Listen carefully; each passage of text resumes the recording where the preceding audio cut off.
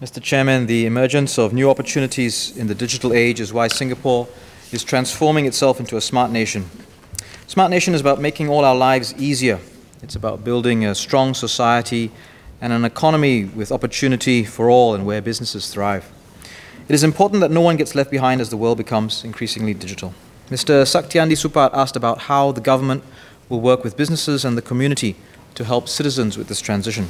This is not the first time that Singapore is experiencing a technology-driven transformation. Since the 1980s, we have introduced information technology in schools, made broadband available to all homes, and transformed many public services using technology and the internet. As the pace of technological change accelerates, we will need a more comprehensive and inclusive approach to ensure that all Singaporeans can participate in and benefit from the opportunities of a digital age. To do so, we need to help citizens be digitally ready. There are three important principles that guide our approach. First, we need to design with the user in mind. The user interface of our digital services and applications must be so easy to use that almost everybody can start using it with little or no instruction. Secondly, we have redefined digital inclusion as more than just access, but also equipping people with skills. Today, we have many programs that focus on giving people access to affordable devices and the internet. But being digitally ready is also about having the skills to use digital technology safely and confidently. These include basic information and media literacy skills, awareness of cybersecurity and personal data protection, and several other skills as well. Thirdly, collaboration. Digital readiness must be a whole-of-society effort. Government, businesses, and the community must work together to have a deep and wide impact for Singaporeans. This is why we established the Digital Readiness Work Group last year, bringing together representatives from the public, people, and private sectors to propose strategies to address future opportunities and challenges. We have learned a lot from hearing about these organizations' approaches to building literacy and giving people a chance to participate in the digital world. We will publish a digital readiness blueprint later this year. Being digitally ready means ensuring that Singaporeans have, firstly, digital access, which is the means to transact digitally. Secondly, digital literacy, which is the skills, the attitudes, and the values of a digital citizen, all of which will ultimately lead to digital participation. As an example of the sort of issues we are concerned about for digital access are smartphones. If a smartphone becomes a key enabler for many of the digital services that we want to provide, how can we ensure that enough Singaporeans have adequate access? Today, the total ownership of smartphones in Singapore is high. It's 150% of our population. And yet, there are Singaporeans who have no access to a smartphone. Once we ensure that there is adequate access, we need to develop a base of digital literacy. To begin, we will articulate a set of basic digital skills. Skills that every one of us should have as a first step towards being able to participate in a digital society.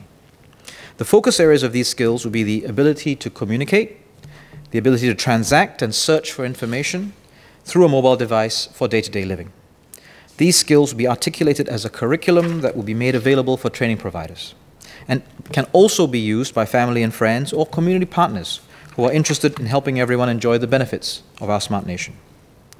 To ensure that everyone can benefit from this, we will provide training for these basic skills in all 4 languages by the end of the year.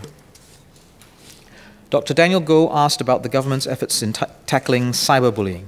We agree with Dr. Goh that it is important that we have avenues where the youth, their parents, and their teachers can seek help and support from credible sources. Help 123 was initiated last year by the National Council of Social Service and various partners like Feiyo Community Services and Touch Community Services. It provides services for youth cyber wellness issues, a dedicated web chat, an email service, and a hotline. It also provides resources of counselors who are able to support people who need further direct intervention and help. The Media Literacy Council also does work in this space. It makes available and will continue to produce resources to tackle cyberbullying. Examples include a cyberbullying instructional video as part of the Better Internet campaign, informational packages with information specific for victims to counter cyberbullying, products such as those providing guidance for parents and families to detect the symptoms of cyberbullying, and also to provide help to children. A series of workshops is being rolled out this year to help parents raise digitally resilient children.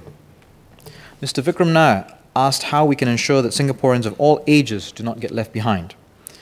Our approach has always been to be as inclusive as possible, but recognizing that some groups would find the transition difficult and providing them with targeted help. We will continue to help the elderly by expanding digital readiness initiatives for seniors. By the end of this year, we would have organized more than 50 digital clinics for 2,000 seniors to help them become confident in using mobile digital technology. This year, we will also work with industry and community groups to organize 48 experiential learning journeys to benefit 2,000 seniors, to learn about digital technologies useful for their daily activities, such as e-payments. Mr. Ict Singh asked whether more can be done to prepare elderly residents for digital TV. Today, about 3 in 10 households are still using analog TV signals. We have put in place the Digital TV Assistance Scheme to help households switch to digital TV, and will continue to provide targeted assistance to the elderly, including organizing briefings and demonstrations using both English and the vernacular languages. Just as we will help citizens become digitally ready, the government will also help workers and businesses build strong capabilities to benefit from the opportunities in a digital economy. Mr. Saktiandi Supat asked about the progress of the Tech Skills Accelerator and its upcoming evolution. The Tech Skills Accelerator, or TeSA, is a key tripartite initiative to help build strong digital capabilities through training. We've heard from Minister that outcomes have been encouraging, and since its launch in 2016, more than 27,000 training places have been taken up or committed, greatly increasing the opportunities for workers. Every individual who has gone through TeSA's company-led training program, as well as more than 90% of the job-seeking trainees from the tech immersion and placement programs have been successfully placed. We'll scale up these TeSA initiatives with an additional $145 million of funding, and this will provide more training places, more programs, and will address more user sectors. TeSA is a key initiative not just for the workers, but also for the businesses. One of the key issues about the development of the digital economy is going to be the provision of capabilities and skills in the workforce. And so by our focus on TeSA, we're helping the workers find jobs and transition into new jobs, and we're helping businesses develop the skills and capabilities to help them grow. What are these initiatives? First, TeSA will provide an additional 20,000 training places by 2020. This will continue to require and build upon the strong multi-agency and tripartite approach that we have taken. Secondly, TeSA will work closely with industry to develop more programs in frontier technology areas, such as artificial intelligence, data analytics, cybersecurity, the Internet of Things, and immersive media.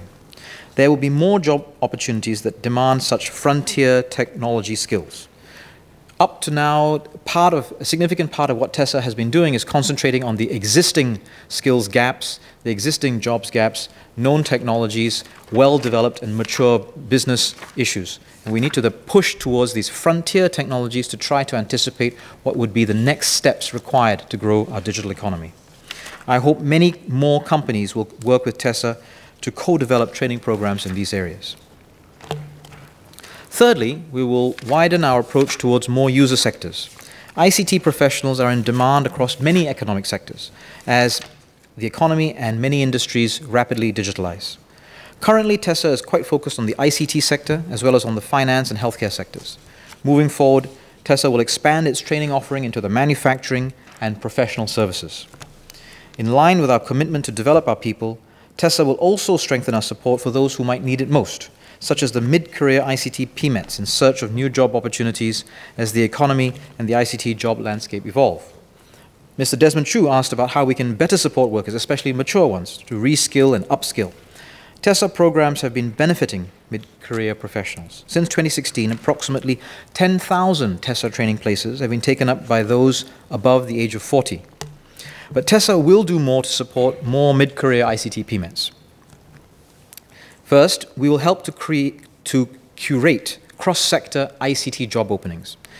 While there are ICT job openings in the public, the non-profit, the private sectors, as well as across different industry sectors, many mid-career ICT PMETs are unlikely to possess the networks of contacts or the sector-specific skills needed to make a transition into a new sector. So they may already have skills that are relevant to either the private, the public, or the non-profit sector, or they may have ICT skills that are domain-specific to a given industry within the economy. What we need to help them do is make a transition across either the domain, the industry, or the sector. And if we don't, this will be a missed opportunity, because there are many job opportunities that could potentially be meaningful as a next step for mid-career professionals. IMDA is working with other government bodies, such as the Ministry of Education, to identify jobs that ICT professionals can be placed into. We're also working with industry partners via the SMEs Go Digital program to curate more suitable job roles. Secondly, we'll also strengthen employment facilitation for mid-career professionals, leveraging on our integrated career services, a career support ecosystem with partners like the Singapore Computer Society, WSG, E2I, and NTUC. Individuals will get more career guidance, more mentoring, and better support for better job matching. The career coaches and mentors within this ecosystem will also be provided with better and more timely insights on job openings and industry skill needs going forward, so that they can better assist workers. Through TeSA Scale-Up and its targeted assistance, we will build a strong digital capability in our workforce. Sir, MCI and our partners will help workers, businesses and citizens benefit from the opportunities of a digital Singapore. In the next few months, we will share further details on our digital economy and digital readiness efforts. Thank you.